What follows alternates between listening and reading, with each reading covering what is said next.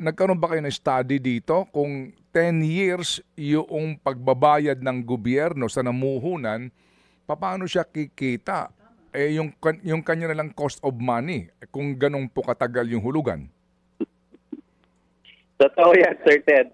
Actually, may konting pagmamahal na rin po sa bayan. Yung mga nagbibid po dito na contractor ay kinukumbinsi po natin dahil mas mataas din po yung pagkita nila sa iba pa pong infrastructure.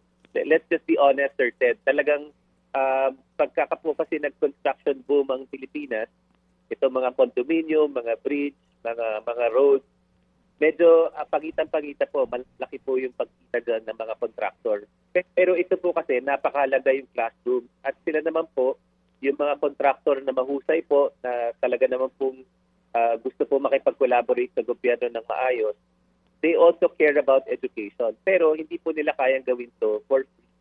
Kailangan po mabawi po nila. Tama po yung sinabi ninyo. Pero yung pagbawi po nila ng kanilang pera, dapat po ay maayos lamang. Yung parehas lang po na return. At yun naman po ang sinisiguro ng proseso po ng PPP. So, kailan po ang actual na simula ng bidding? Ito ho ay as in public bidding po ito o lalabas na ano ho ito na negotiated contract kung sakasakali po na walang interesadong bidder dito na AAA contractor halimbawa? Hindi po, Sir Ted. Ang goal po ay public bidding. Lahat po ay transparent. Ilalagay po natin sa project bukas. Nagma-market sound po tayo para mas marami po AAA ang mag-participate. So ang goal po dito ay public bidding. Kailan po ang simula nitong inyong public bidding na ito at para po sa unang tranche nito, ilang classrooms po? Yes, Sir Ted. Malapit na po. Sa March, April po ang target na mag-public bidding na po. At ang unang tranche, 16,000 classrooms. Ang pangalawang tranche, 40,000 classrooms. At ang pangatlong tranche, kung meron pa po tayong panahon, kasi umiiksi na po yung panahon po natin para itulak itong reformang to, sana po makaabot pa tayo ng 50,000 classrooms. Pero sa totoo lang po, ito pong planong to, kaya-kaya pong ituloy ito ng next administration. Kailangan lang po mas maraming Pilipino ang makaalam na ito na po yung pinakamaayos, pinaka-well-governed at pinaka-transparent po na proseso para itayo po ang mga classroom na ito.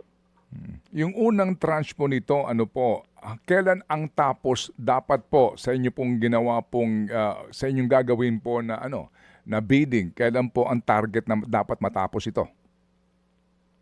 So, ang goal po natin, Sir Ted, ito po ay with the support of the President and of course, headed by Sec. Sani Angara dito po sa DepEd, meron po tayong green lane na with the collaboration po ng economic team, sila Sec. RC Balisacan, sila SecDec, sila EF Ralph, tumutulong po sila para mapaiksi po natin yung ilang mga proseso kasi minsan po mahaba yung balik-balikan across government, as you know.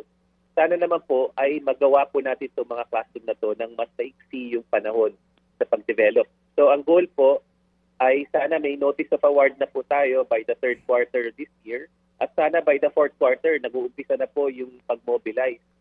At ang goal po sana ay by late 2027 or early 2028, meron na po tayong mga tina-turnover na classroom sa DepEd.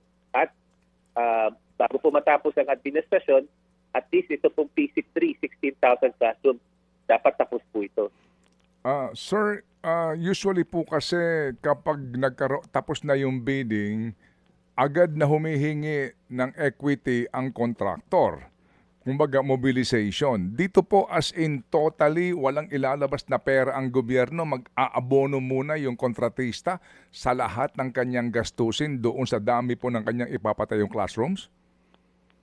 Yes, sir. Yan po ang isang malaking kaibahan ng PPP dahil ang pagbayad po sa kanya ay tinatawag na availability payment. Ibig sabihin, kailangan po tapos ang classroom bago babayaran. Hindi po katulad ng conventional procurement na nag-mobilization payment na po kagad, wala pang nagagawa ng isang classroom, nabayaran na kagad yung contractor. Yun po ay malaking kaibahan. Kailangan po i-inspect namin ang classroom, kailangan tama siya sa specs, at saka lang po siya ita-turn over at saka lang po babayaran ng classroom. Mga kapatid, brothers and sisters, saan ka pa? Dito na tayo sa totoo. Dito na tayo sa True FM. Mga kapatid, mag-subscribe and follow po kayo sa social media accounts ng True Network PH. Yan po kami. Hanapin nyo lang True Network PH, Facebook, Instagram, YouTube, TikTok, and podcast. Mapa Apple or Spotify man yan, mahahanap nyo kami. Lahat ng mga napapanood at napapakinggan nyo po sa programa, nasa social media accounts namin yan. So, paano mga kapatid? See you sa social media!